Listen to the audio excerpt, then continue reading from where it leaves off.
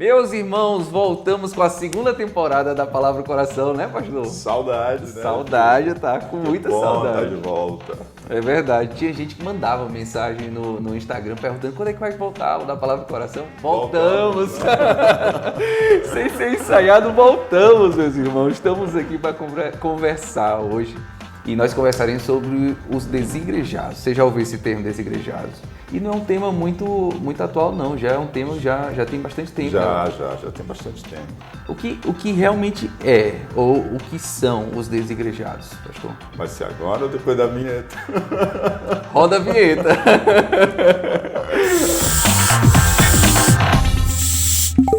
Voltamos da vinheta. Tava com saudade de chamar a vinheta, né?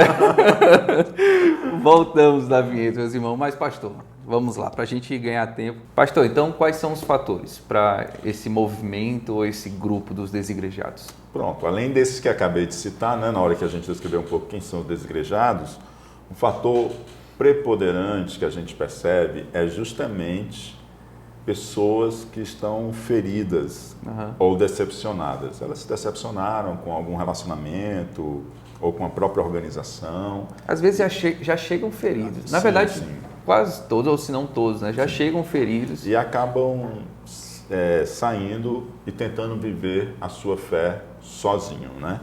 Ou com um grupo de pessoas que admitem também essa linha.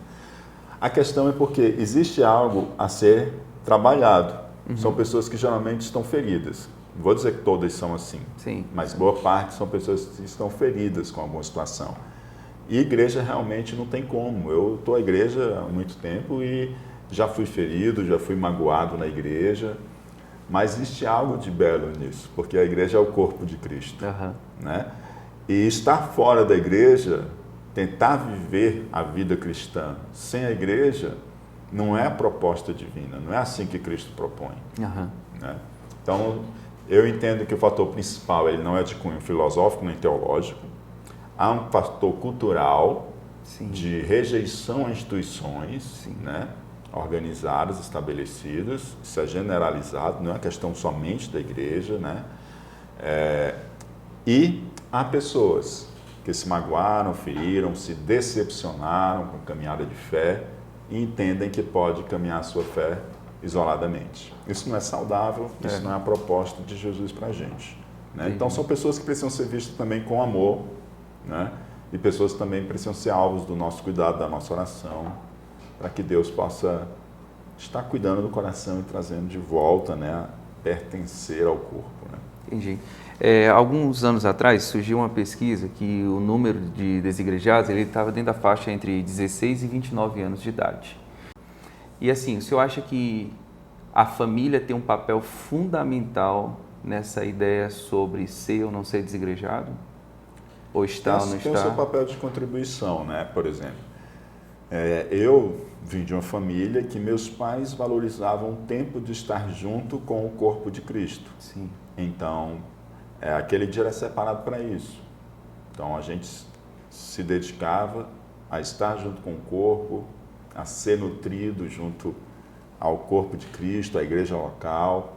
Tinha um compromisso com a igreja local, serviço com a igreja local. Então, essa questão da cultura familiar, ela também acaba colaborando para a gente poder ter um valor diferente com as Sagradas Escrituras e com o corpo de Cristo. Né? Entendi. Eu estava vendo também que muitos deste grupo dos desigrejados, eles utilizam até a interpretação errada da Bíblia, naquela passagem de Mateus, onde 2 ou 3 estiverem reunidos, né, ali eu estarei presente. Então, assim, um entendimento errado ou a interpretação errada desse texto, eles acabam utilizando como desculpa para poder viver como um desengrejado, né?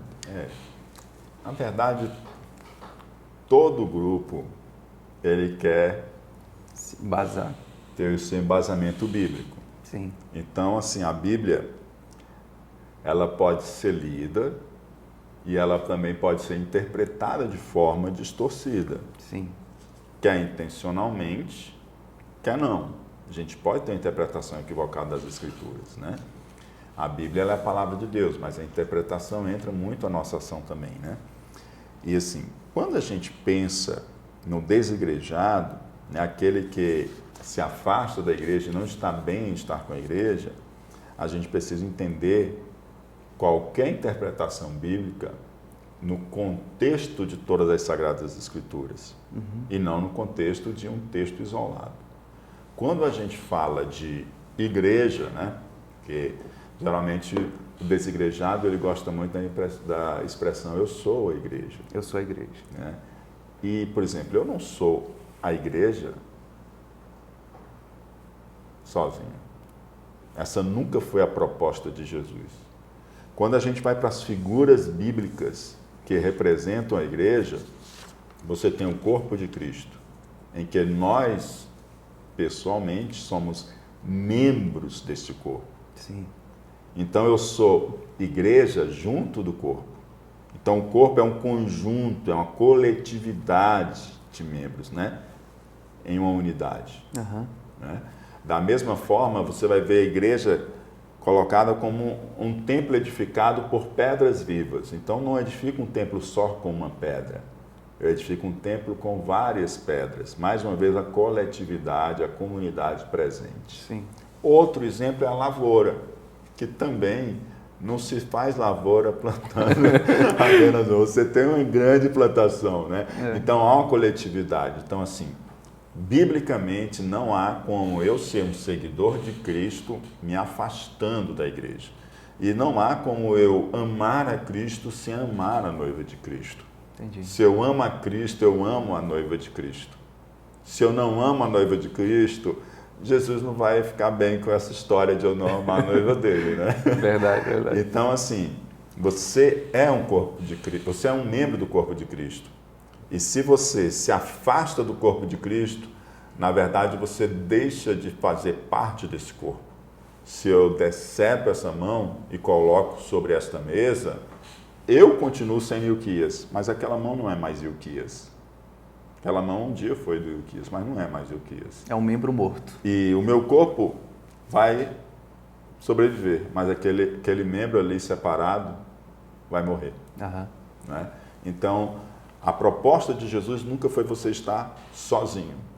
O próprio Jesus chamou 12 para estar com ele. Então, a ideia de igreja local, é o propósito de Deus. Você vê que isso é um propósito para a nossa vida e para o nosso modo de viver. Você vai ver que lá em Hebreus, capítulo 10, vai dizer, não deixando de se congregar, como é o costume de alguns. Então, nos chama que a participação no congregar, de estar junto com os outros, é um projeto de Deus. Né? E a instituição tem suas falhas? Tem suas falhas. Nenhuma instituição vai ser perfeita aqui na Terra, mas a Igreja de Cristo ela é perfeita.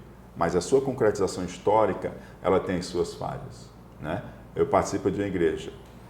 Para mim, eu acho maravilhosa a igreja que eu participo. Né? Sim, eu também. Amo demais a igreja que eu participo. Ela é perfeita? Ela é perfeita em Cristo. Mas a organização, nós enquanto um agrupamento humano, é perfeito? Não, nós temos as nossas falhas. Né? Mas essas falhas fazem parte de qualquer organização humana. Nós somos imperfeitos, se eu me junto com outra pessoa, a gente vai multiplicando as nossas imperfeições. Mas, por outro lado, você tem algumas potencialidades que eu não tenho, e a gente vai também multiplicando isso de bom.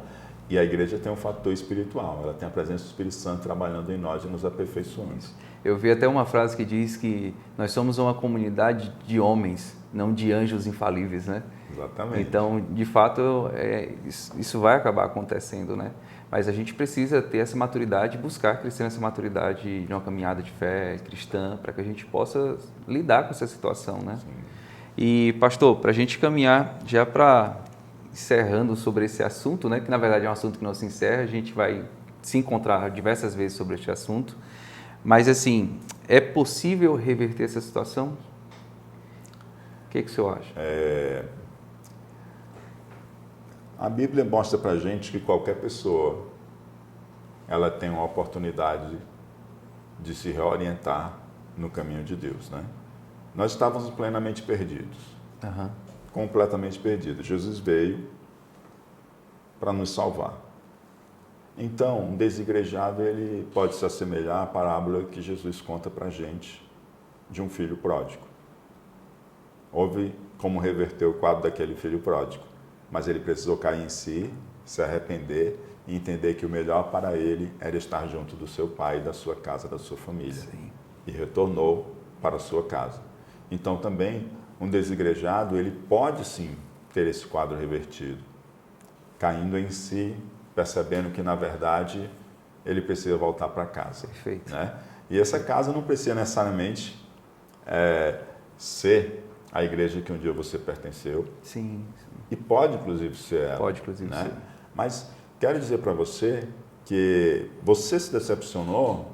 Decepções a gente tem na vida. A gente tem decepções no trabalho, tem decepções com amigo, e isso não faz a gente desacreditar de estar junto com outras pessoas trabalhando ou de construir novas amizades. Né?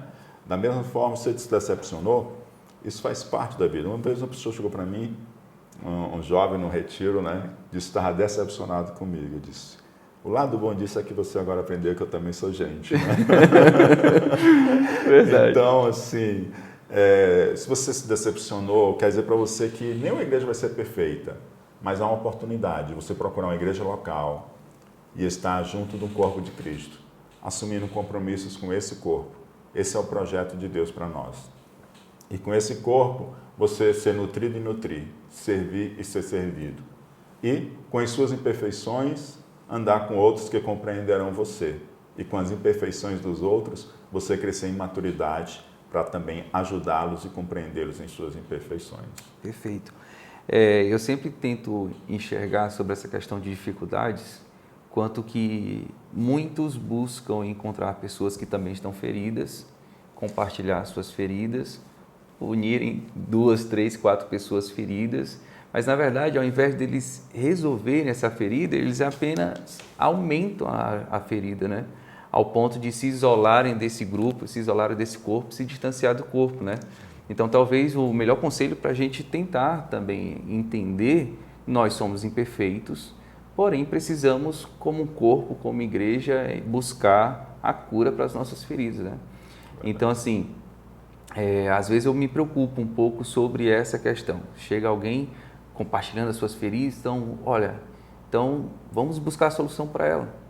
Né? Vamos levar pessoas saudáveis, pessoas de uma caminhada mais madura, que possam nos orientar, nos ajudar, e não ser apenas boca que compartilha dificuldades, feridas, e se você ouvir a respeito delas, ajudá-las, incentivá-las a corrigir essas feridas, não continuar alimentando e alimentando. Né? Verdade. Né? Pastor, a última pergunta a Bíblia fala que os dons foram distribuídos para a igreja, não é isso? Ser um desigrejado, estar longe da igreja, o que eu deixo de receber do Senhor? Antes de você deixar de receber do Senhor, você está deixando de dar. Perfeito. Porque assim, você tornou-se egoísta, perfeito, pensou só em você e se afastou do corpo.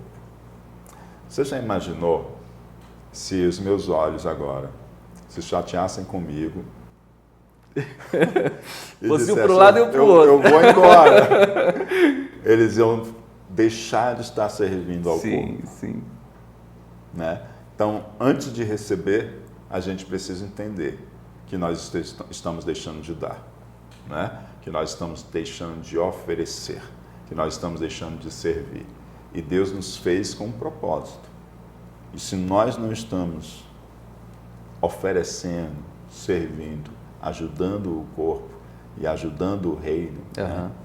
Porque os dons não são só para a igreja, mas também são para o impacto no reino, então para alcançar fora também. Então, assim, eu estou sendo um egoísta. Eu estou pensando só em mim.